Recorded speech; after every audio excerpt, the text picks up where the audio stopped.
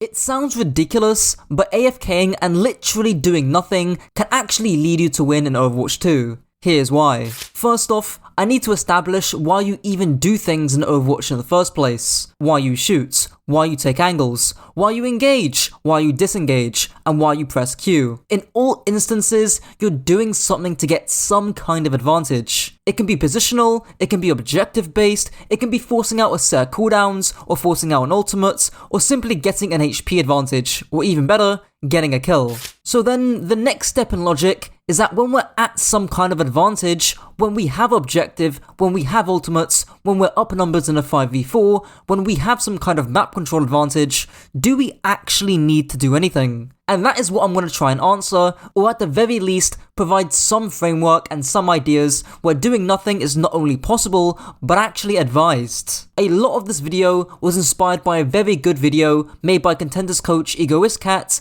on passive advantage, but I kinda want to sidestep all that. It's a little bit difficult to apply to some comp matchups in Overwatch 2, and it's also hard to apply to your average rank game. Instead, I want to use the lens of risk and rewards, which can help assess the quality of a play. And what better place to start in this than from an actual rank game from a Diamond Tracer coachee, which, by the way, if you want to get coaching, click the top link down below. Anyways, this first clip exemplifies the risk-reward dynamic of going into deepest Tracer to get a kill that ultimately doesn't mean much. Instead, by doing nothing and not even going for this play, you can drastically decrease your risk and increase your rewards for later in the next fights. I get why you're doing this, but like, do you need to do anything here? No, I don't. You don't, right? This is high risk, medium low reward, right? Because even if you get the nice, amazing, sexy one clip onto the Ana, which you don't, you're putting yourself at so much more risk from sleep, nade, Mercy's healing too, Malgus using damage reduction, and the spawn is literally right here. The risk here is just unfathomable, and you use recall for it, right? This is good staging, by the way, right? But again, your recall, not out yet. Here's a more complex example from another Diamond coachee, this time a Zarya player. Here, they decide to make a high-risk, low-reward play by pushing past the corner where their backline can no longer see them. Instead, if the Zarya had literally just done nothing, aka play the corner, anchor carts, and utilize the range of a Widowmaker, she'd be at much less risk, but also gaining a much higher rewards because she can just push in when a Widowmaker gets a pick. It's important to note, however, that from the red team's perspective, they can't do nothing. They can't just sit main and shoot, because from their perspective, that is a high risk, low reward play, as they're just playing into a Widowmaker with greater range. Instead, this risk reward framework can tell us when a playstyle change is needed, i.e. when the risk outweighs the rewards. Here, the playstyle change that needs to happen from the soldier is that he needs to hard flank and bypass the Zarya entirely and find a quirky angle onto blue team's backline. Alternatively, this framework can also imply what heroes you should swap to. If you want a hard flank and there's high grounds, heroes like Tracer, Sombra, and especially Genji might be swaps that you want to make. Going back to the Zarya's POV, if their DPS decide to flank, her risk-reward dynamic changes. Now she's doing nothing, so her reward is low and the enemy team are ignoring her, so her risk is low. This tells us a playstyle change needs to occur, where now the Zarya needs to rotate to match, zone, and duel the enemy soldier and Cassidy. And let's go a step further. What if the Zarya was playing against a Ryan, Mei, Lucio-based rush comp? If she just held the corner, how does that change her risk rewards? Well, now, it makes it very high risk for the Zarya to play the corner and very low rewards, because she'll just get walled and ran over. This tells us again a playstyle change needs to occur, where the Zarya plays high ground and leverages her team's greater range to not get ran over. Here's another example on Zarya from my play actually.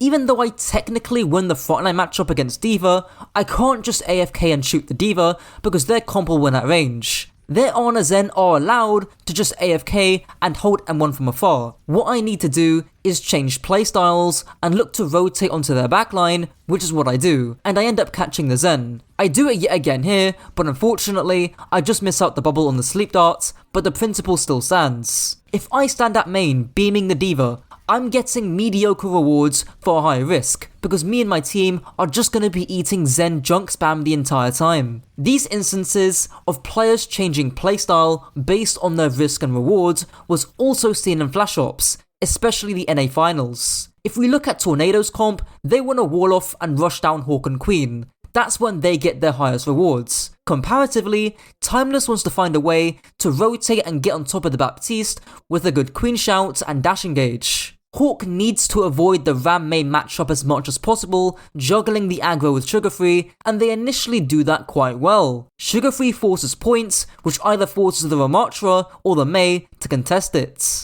This gives an opening for Hawk to shout engage and for Sugar Free to dash from points. However, Hawk decides to give this up, making a high risk, low reward play by shouting in front of the Ram Mei. And the casting says it all. See the problem here? Hawk is swinging on Kaluj. You can't take the tank fight and expect to win this matchup. If you can't close the gap onto something like the Bap, the Surgeon, the Mei, you are not going to win this matchup. Hawk doesn't need to do anything, and in fact, should be doing nothing, allowing the Genji to juggle aggro on the points, drawing the Ramatra or the Mei away. Why engage straight onto a Ram Mei? Why not wait to engage when either of them are gonna have to contest the points? To give Hawk some leeway, maybe he still thought Ramatra was on point and he just didn't see Kaluj rotate back. But this engage from Tornado is classic Western Overwatch, wanting to W key straight into the enemy team when you haven't got the ingredients to do so yet. To give Timeless credits,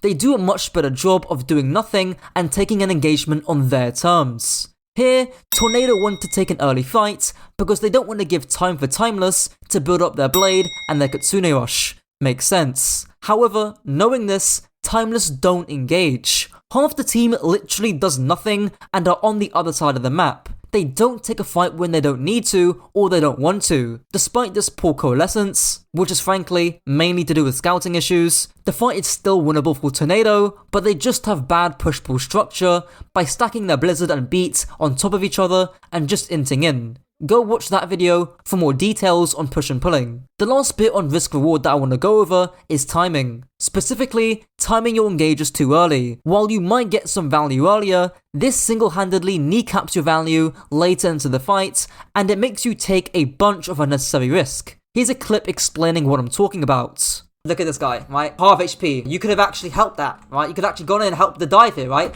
Like, that Casti is screwed, right? Again, this open space idea I talked about earlier. And again, mistiming. Your team's going in, you're out. Hopefully, you can see how this feeds into my push-pull video, where you can play slow and do nothing. Why not abuse the opportunity to AFK, play seconds, let the enemy team come into you in a predictable manner, all while burning the clock? There are undoubtedly times where you can't just AFK down main because you're at an old disadvantage, or because you don't want the enemy team to gain an advantage of their own, but hopefully you can see the power and nuance in doing nothing. To summarize, whether you choose to do nothing depends on whether you take a bunch of unnecessary risk for no clear rewards. If doing nothing decreases your risk and increases your rewards, by all means, go for it. But as we've seen from the lens of the red team on Hollywoods, or from my Zarya on Lijiang, there are situations where you can't simply do nothing. However, by timing your engages later, or by changing your playstyle to your team's win condition, you can avoid making plays that aren't only needed, but come at unnecessary risk. If you want to see more about how ults play a factor, I recommend checking the video with the forbidden thumbnail in case you haven't already, and to check out the advanced guides playlist to better enhance your macro understanding of Overwatch. And that's it for the video. As always, let me know your thoughts down below, and until next time.